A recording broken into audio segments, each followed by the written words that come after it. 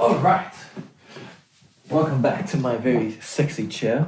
It's ergonomic, as we mentioned. I've got my OJ. We're keeping it casual today. As my 2 weeks in LA Spanish. It shall become a word eventually. In the grand scheme of things, casual. Alright.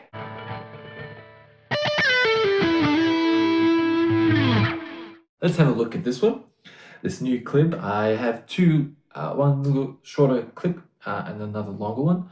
One of the key things we're going to look at is creating those secondary beats, creating those false negatives, creating that sort of off the groove moments, those deliberate moments where you're going, as the groove's going, you just very aggressively just stop it for a split second and then cut back into the groove. So let's have a look at this first clip and break it down.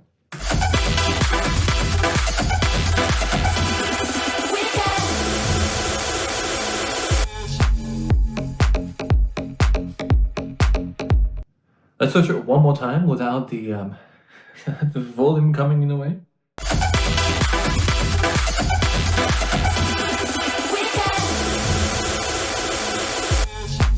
Okay, sync. Yep, 1, 2.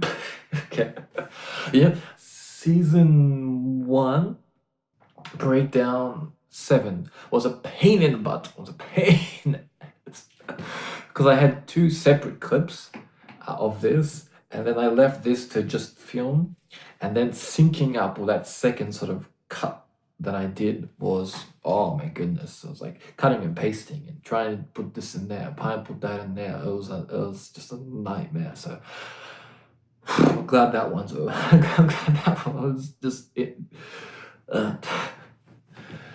Okay. So you can see here, we really pounded down, okay?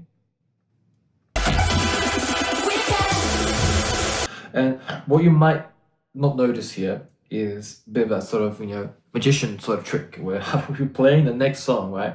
We're playing that cue point, and then what? Really pounding down on the effect. Now, this can be any effect that you choose to play, but you want something that has that very quick repetitive cycle, so that trance effect, for example. It can be another example, using the pad effects. Something that creates a rapid sort of grab and repetition. That's what you're looking for. And we apply it for a certain amount of time. It gets you off the groove. The two songs connect in that point, and then we turn the fader down, the first one, and the second one's in, and you're into the next song. Some good examples of this, when to approach this, is when you have songs that are a little more alternative, dance pieces, like this one that's indoor that has a few more of those breaks.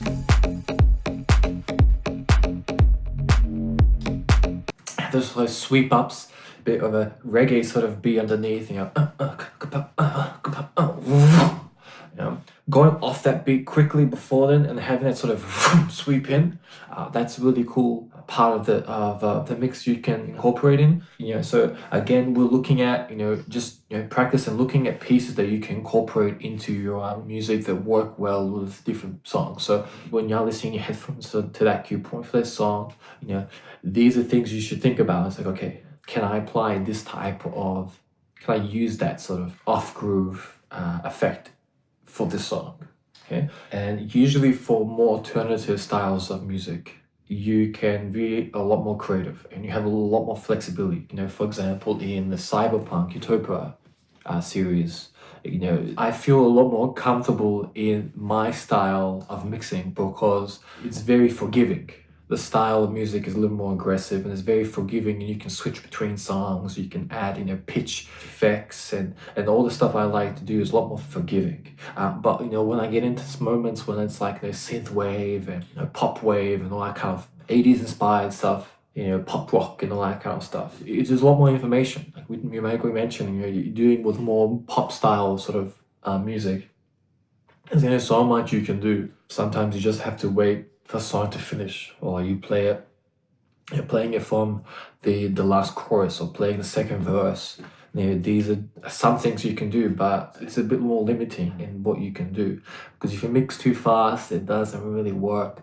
And doing more classical style of transitions, classical mixing style benefit that type of music. So it's just listening to the music and really seeing if that music's gonna really be reciprocal in what you want to do.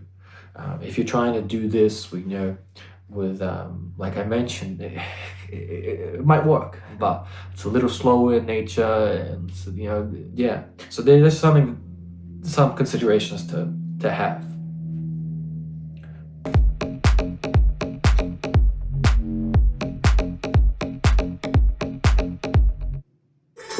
So yeah, I just wanted to show you that little quick clip there of another example of creating those sort of, I like to call them sort of secondary sort of pockets of off the groove moments, where, you're keeping the groove and then, you cut it for that split second. In this situation, we have both songs playing for a very short amount of time, and then we cut out and we bring in the next song. There's just a very quick way to create another transition.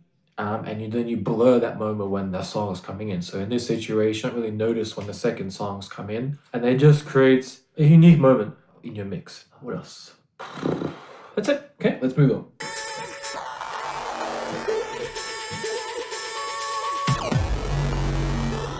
Okay, so like I just mentioned, we're dealing with more cyberpunk style music, more a little aggressive. You have this sort of big sort of orchestral moments, like boom, bam, boom, like the Hans Zimmer type stuff. You're adding these sort of crush effects to it, just to dirty it up a little bit, but playing with it musically, right? So not just you're just sweeping through. So you're musically sweeping through. You're creating an arc for the effect. And you're creating those unique moments. You're creating the little pockets where you can create your own signature in the mix. And that's what we're doing here. Another thing you notice is sometimes, we'll get... I was hoping to get in a little bit later, but we'll touch on it quickly and we'll come back to it. The adjustment of the tempo, okay? So when you are off the sync, okay, and you are allowing yourself to manually adjust, okay, you can maintain the pitch, right? Or you can turn the pitch off. So one of the great things here is you can maintain the correct key of the song while decreasing the tempo. You won't necessarily detune the song if you don't want to, okay? Which is a very powerful feature, and this capability to maintain the tune of the song, maintain the tone and the pitch of the song while you're heavily turning down the tempo, which really puts this equipment at that sort of price tag where it is, because doing something like this is very powerful, especially live. It's a great piece of tech. This is one aspect where we're looking at the creating those multiple effects. Okay, so we have that for the crush, but then we can also lower the tempo. Okay, so it doesn't have to be just vroom vroom. It can be vroom vroom. You're lowering tempo, extending out that effect, and bringing it back in. And if you want to go super crazy with it, you can allow the pitch to change as you're lowering the tempo, and then you can create even more wilder effects. But you always want to be careful with something like that you bring it back to the tempo that you want to work with. Yeah, but you can do it musically. It's not that big of an issue. You do it musically and you bring it back up to the tempo, and you detune and bring it back up. Let me just double check the correct terminology for that. Yeah. So on the decks, what I'm referring to is it's labeled as master tempo, okay? So you are able to turn that off, and then that will allow you to adjust the tempo. So when you're at 130 and you have this functionality on, when you have the master tempo on, it will maintain the key of the song for you, okay? It'll maintain whatever is happening, right? And you can detune from 130 to 120, etc., and it will keep it there, okay? It won't pitch it down or pitch it up, okay? But with this off, you're able to have that pitch functionality, okay? And as you're lowering the tempo, it essentially stretches it out, okay? So you're not working with 130 BPM, you're stretching it out, and you're basically not quantizing, and you're being able to completely stretch that out, and it's really cool. Some of the stuff you can work with. And Ableton's a master of this. I feel that Ableton's really king.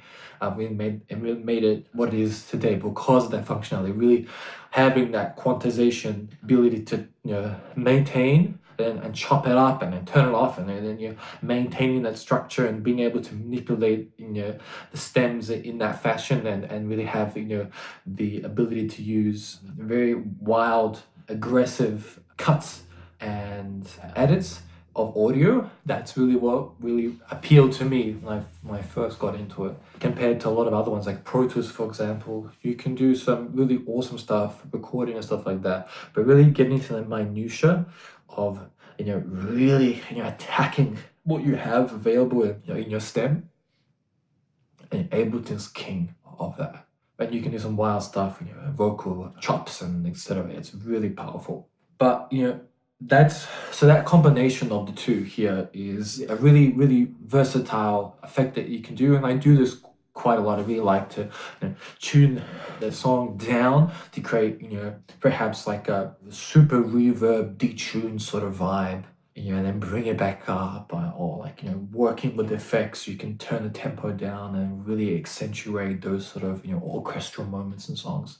So yeah, very cool, and at least I think it's cool, and versatile approach that you can apply to a range of different music.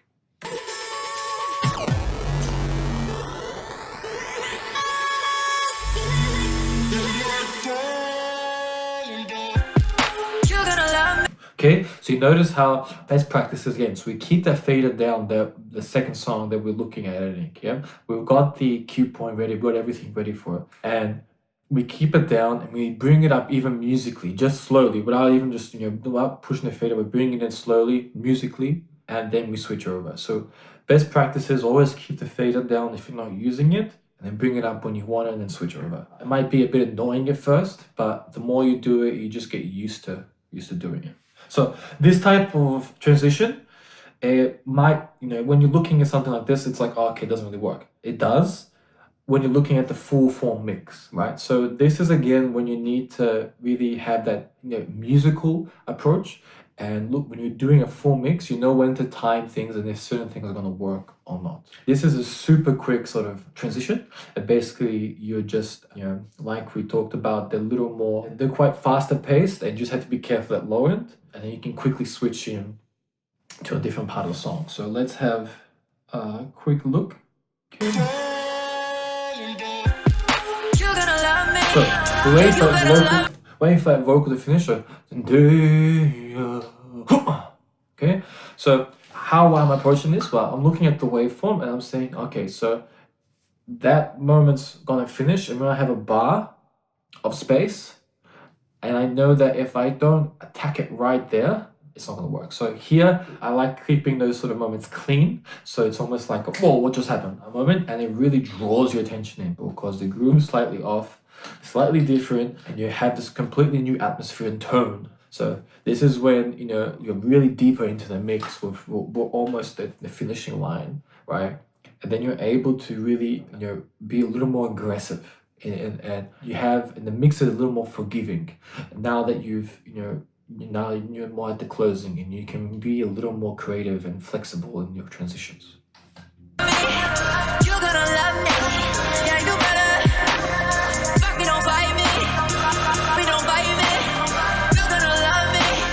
So fuck me, don't fuck me, okay?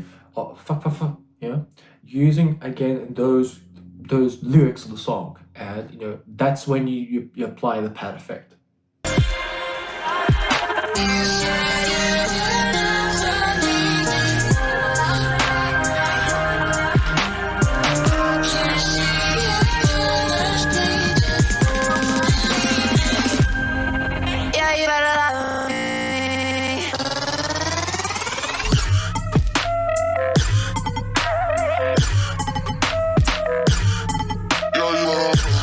Okay, so now you hear the music, right? So it's you have this sort of higher pitch, sort of a fluty sort of synth sound, and for me, I'm like, awesome, I can use that and let's go to town with that and have a bit of fun. So you can turn off the master tempo in this scenario and really just have a bit of fun with that. Or you can keep it on and just, allow it to be a little bit slower and faster and slower. Instead of being like, ooh, ooh, it could be, ooh, ooh, ooh, yeah.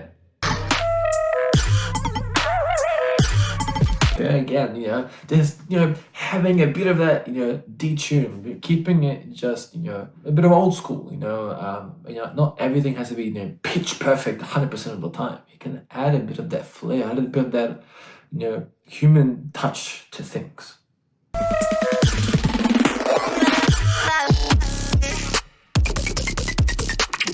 Okay, now we're looking at another, this is probably my top 5 things I love to do when mixing, is creating these, creating this sort of live edit or live mash of sort of a song, but from different, approaches, different remixes, the same song, but alternatives of that song. So, reworks of that song, what's being referred to these days as remixes, right? So we've talked about this, why that's not correct. A remix is when you are remixing a song, right? So if we're approaching it from a DJ perspective, me adding in effects and other things to change the tone of the piece, right? If we're heavily doing that throughout the song, then we've technically remixed the song, let's say, in some way, right? The correct terminology, if we say remixed, right? So if we're not looking at it from a DJ perspective, if we're saying we remixed, okay,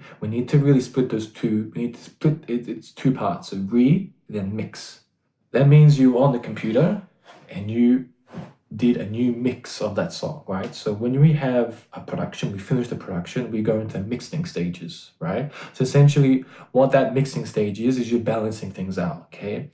The core component there is balancing things out. You want to make sure that the bass is working well with the drums. You want to make sure that things are balanced out. You don't want to make sure the vocal's too loud compared to, instrumentation, things of this nature, right? Then we go in deeper and then we look at, are things interfering with each other? Is, the drums, are they interfering with the bass or something like that? Is the bass clear, etc. Okay, when we approach that, then we can say, okay, we took the song and then we remixed it. Okay, we didn't touch the structure or anything like that.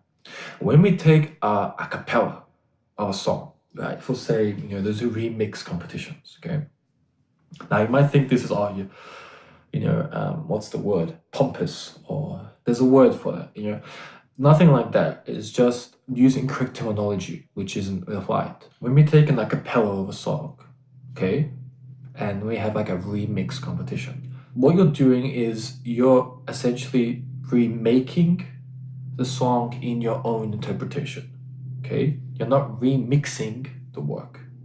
You are creating essentially an alternate version of that song, okay, or a club version. Armin van Buuren, for example, does this very well. When he finishes a song, he'll do a club version, and I think that's quite an appropriate term. I think that's a much more accurate term of approaching, when you're doing an alternate version of a song. A club version or a dance alternative version, something like that, rather than remix. The term has become synonymous with sort of essentially a dance sort of version of a song, and it's not the correct terminology to use. It's incorrect terminology. So just be mindful of that. It's strange how certain things just become standard in sort of that, in vocabulary, that becomes sort of, I don't get it either. It doesn't make any sense to me. But just be mindful that, and when I'm referring to things. So when we are creating these sort of live sort of blends, mashups of alternative versions of songs, right? So You Better Love Me, right? So we have the original version, the original mix, right? We're creating an alternate version of that song, right? So we use the original mix, we're using a club version, we're using maybe a dubstep influenced version, maybe 80s style sort of dance club version. We're using different versions of the song they've been created with the same sort of a cappella.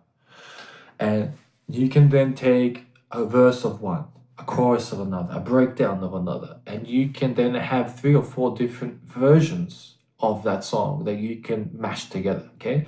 And that's what we're doing here, right? So we're in a verse of another, but then we're using the cue point, we're switching over to the chorus of another, like a drop of another.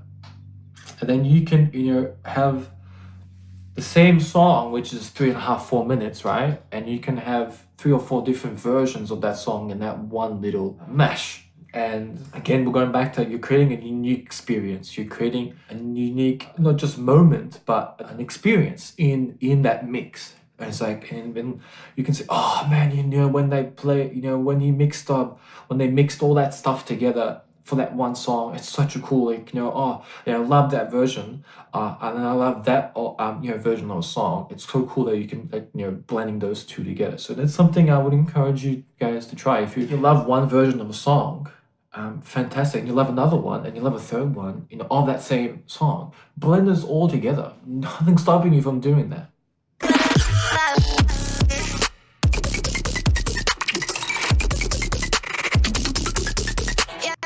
Okay, so we'll look at it again.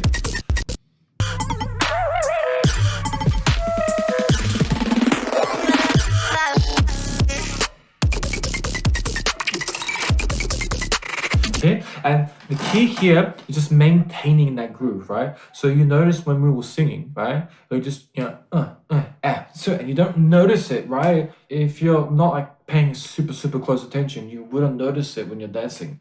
And that's key. That's what you want.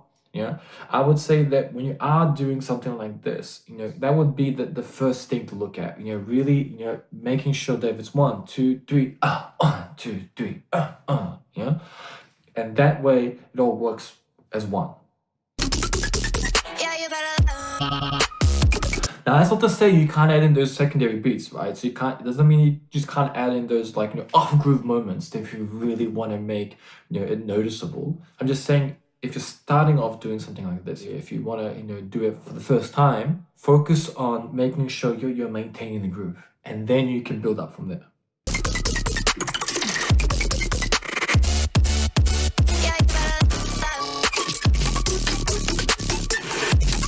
And again, now this is more that alternative style. It's got some dubstep elements. It has a much more aggressive tone to it than pop style music or progressive house or it has some tech house elements in here as well. It's a blend of different things, right? And we can use that to our advantage, right? So there's a little more staccato in nature. There's some cool sounds coming in and out, right? And you can pick those moments when those sounds are coming in and out and blend different things in.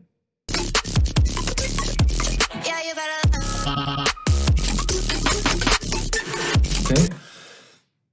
Now, one of the things I like to do here is, so we have that cue point, right? And it's at like a snare or something like that. We can add that in. So as it's playing, we can add in like an additional snare in like certain parts. It takes a bit of time. I'm still working on it to really accentuate it. But we're trying adding a bit of reverb and then, or like another effect on top of that, and then add in like a quick burst of that cue point that has like a that starts as snare or something like that, like a vocal, like a shout or something on that lines. And then you can add it in just a bit of flair. Like that. So and then we switch over. You notice here we are either switching back to the original song or we've picked a different version of that song, and it's all blending into one, right? But here, all we're doing to create that transition is we are allowing it to come in, so it's familiar. So that the little stab, and then we have a gap. We cut the fader out, bring in the next song. So what we're doing here is we're going just slightly off the groove, grabs your attention, we got it, switch over. Okay.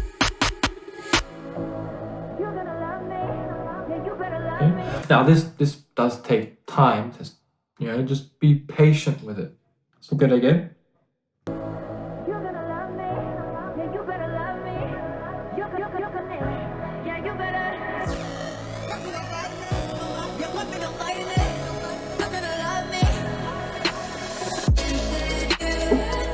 Oh, apologies, no, we haven't switched over. We just added in that sort of snare effect just for flavor, but we'll still continue with the first one. I thought this was the moment when I switched over. I believe it comes later, so apologies, no. We just added in that sort of that stab just for effect, to get a bit of off-kilter effect, and then we'll continue, okay? So let's keep going.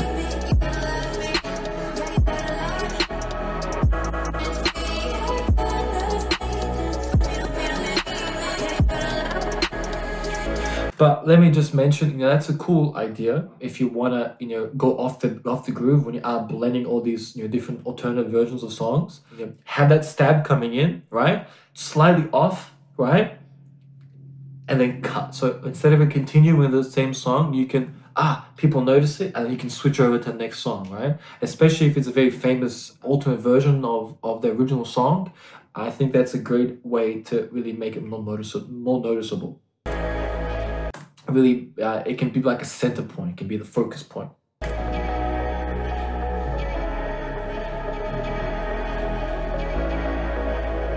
So again, here we're adjusting the amount of the effect that we can add. So you don't have to just have a flat line of amount, where you can go from 20 to 30 to 40 to 50 to 80% to 100%, and then turn it down. Musically adjusting the amount of we want to add.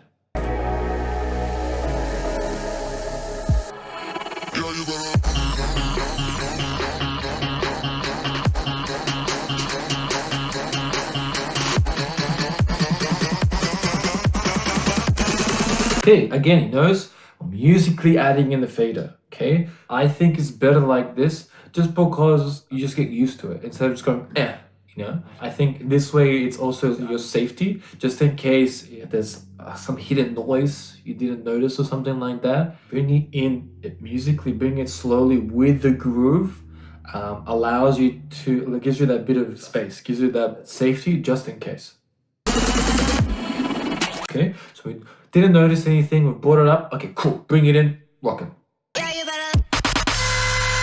There you go, right? So we introduced that bit of a sort of, really big crush sort of, effect or snare previously, just so people get familiar with it. We leave it, song continues, we allow it to build. You Better Love Me comes in, the vocal. We bring in the fader, cut, and again we create that sort of off kilter off that sort of secondary beat, play it, and we're into the next song. And then we create this intentional moment of it goes off that groove and we bring it back in. So again, one more time.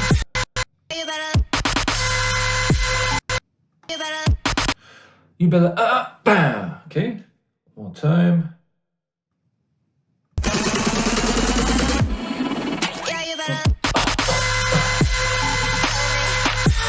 And it's dirty, it's, and let's look at it one more time, okay? So I'm gonna dance to it, okay? And then we'll see the moment I'm timing it at and where I put it in.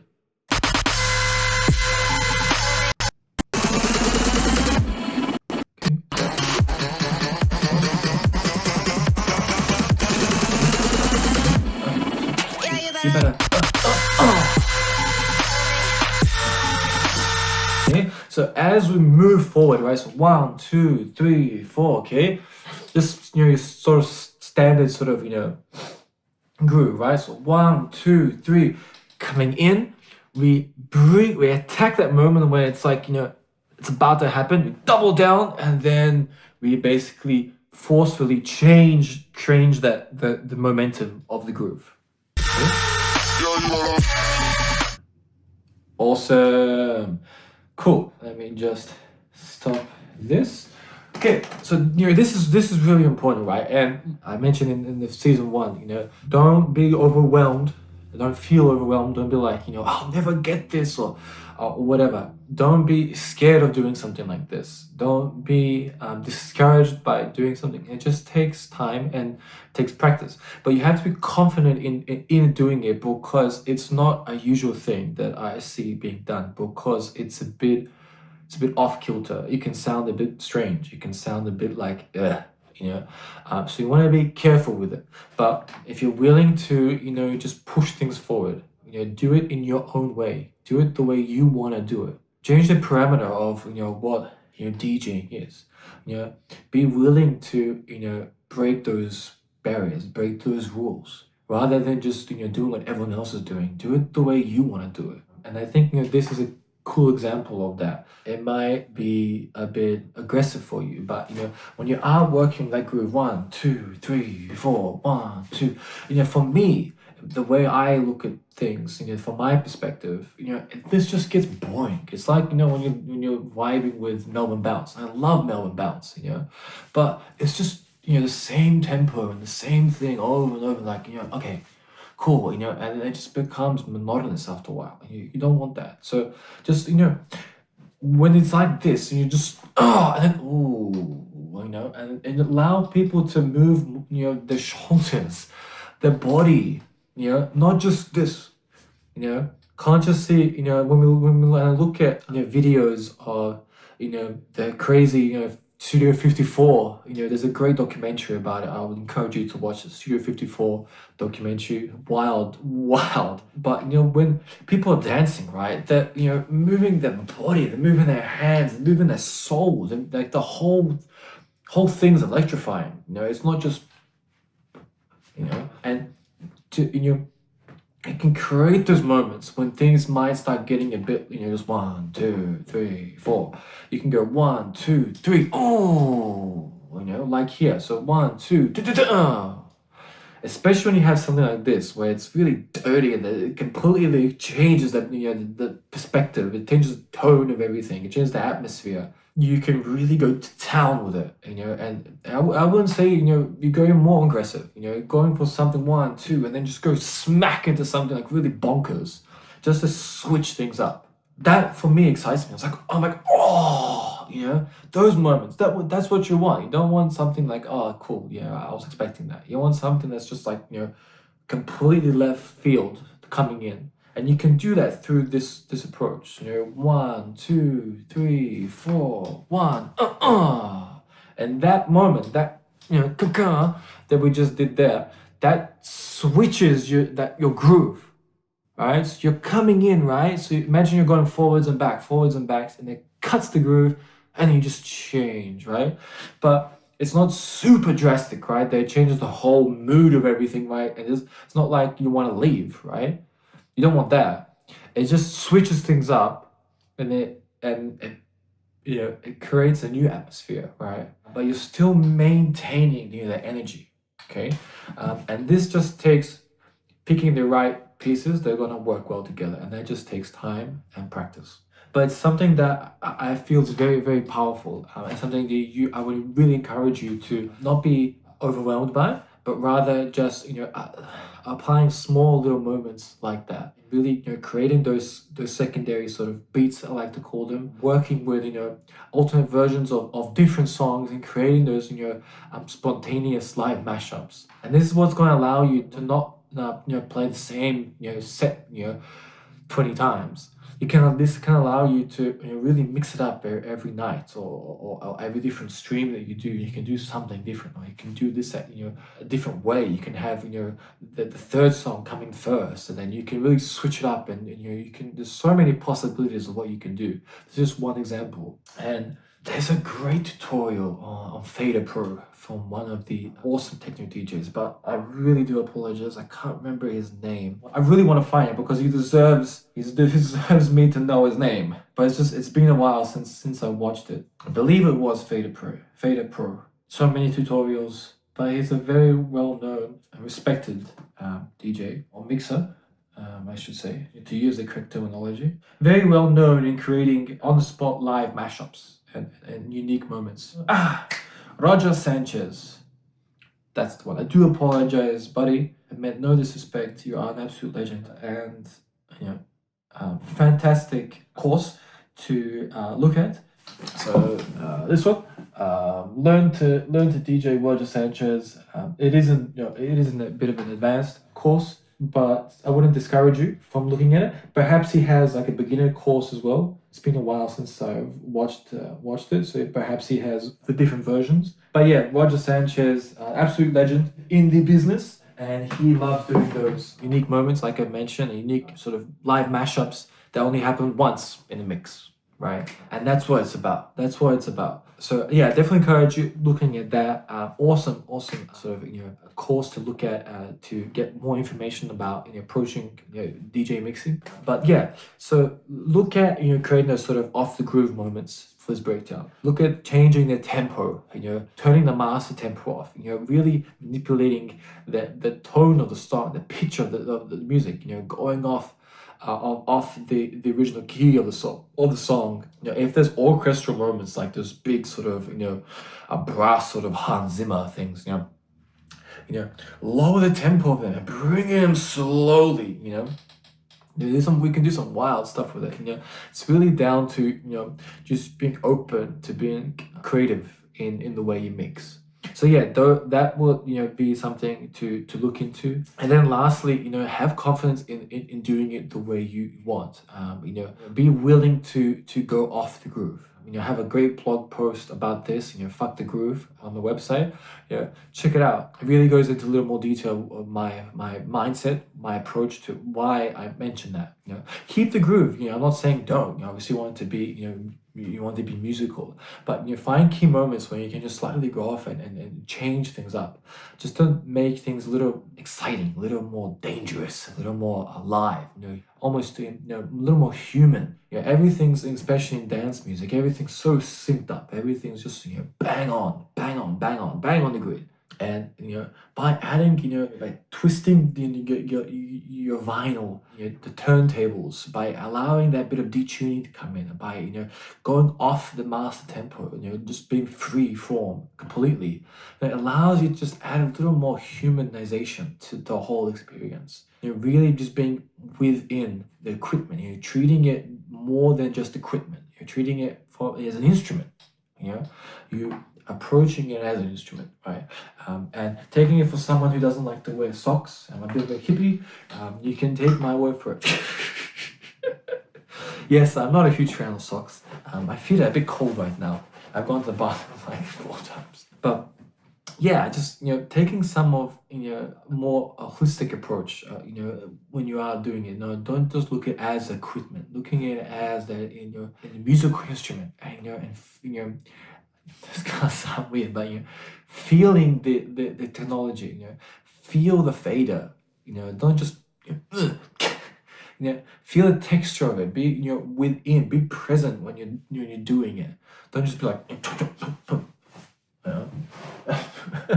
work with it as a musical instrument. Imagine you're playing your guitar and you're in this like crazy solo, right? Then you just stop. And then it's like, oh, what just happened? And you just rip into another one, and your eyes are closed and you're making strange faces, and that's what it's about. Yeah. And then people are like, oh, you remember that moment when he made that, did that and stopped, and then you made this weird ass face. That's what it's about. At least for me, anyway. Strange faces and guitar sounds. Anyway, I better stop. Stop this breakdown. Okay, cool. So there you go. Some interesting things to think about, to check out, and check out also Roger Sanchez music. Don't Call Me Baby. Is that his song? Was that Don't Call Me Baby? I think that's his song. I could be mistaken. I could be Eric Pritz. What's his? I might be confusing with Eric Pritz, his song. But I think Roger Sanchez did the Don't Call Me Baby song. I did like an alternate version of that song. I did like a dance version, like a disco dance version. But anyway, yeah, awesome guy to check out, guys. Definitely one of my mentors, inspirations when approaching DJ mixing. Awesome. I will catch you on the next one.